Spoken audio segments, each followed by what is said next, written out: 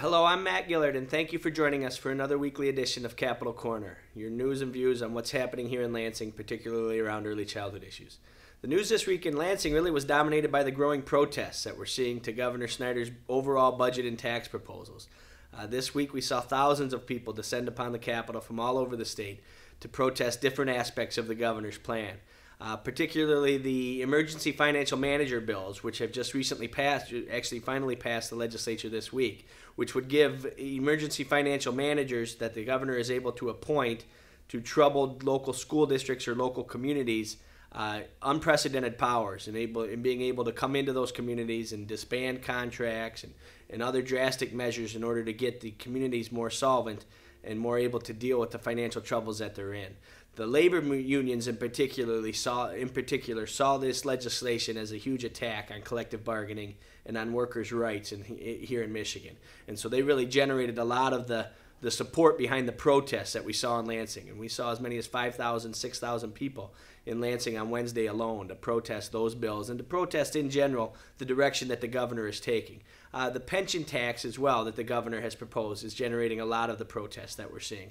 And also the education cuts. Really, those are the three issues between perceived attacks on collective bargaining from the administration, the cuts to education funding, and the idea of the taxing pensions, both public and private pensions, with the income tax. Those are the three areas of the governor's budget proposal that are generating the most amount of protest and angst out there in the community. And we're seeing more and more of that demonstrated here in Lansing. Just today, even on Friday here as we speak, the students from Lansing schools are descending on the Capitol to protest the cuts in education.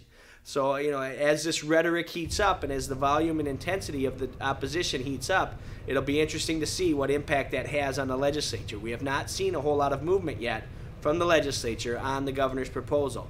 And so the longer that this goes on and the longer that the demonstrations and opposition continues, it's going to be more and more troubling for the legislature to get meaningful movement on some of these things. On the legislative side, we do continue to see committee hearings on early childhood issues as well and on the appropriations process. In particular, on early childhood this week, we did see an appropriations subcommittee on human services on the House side meet and specifically discuss the Child Development and Care Program, our child care subsidy program that's run here in the state. I think the meeting was very informative. The folks representing the program from the department, both Brian Rooney, a new deputy director, and Lisa Brewer-Allraven did a good job of outlining the positive aspects of the program, and the committee members had many interesting questions for them.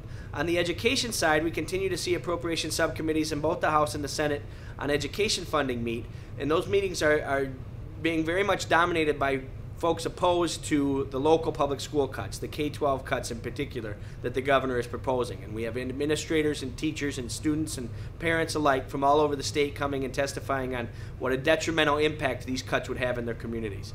We'll continue to push early childhood issues throughout all of these committees as this situation moves on and as these committees continue to meet. So stay tuned and please tune in again next week for another update of Capitol Corner. Thank you.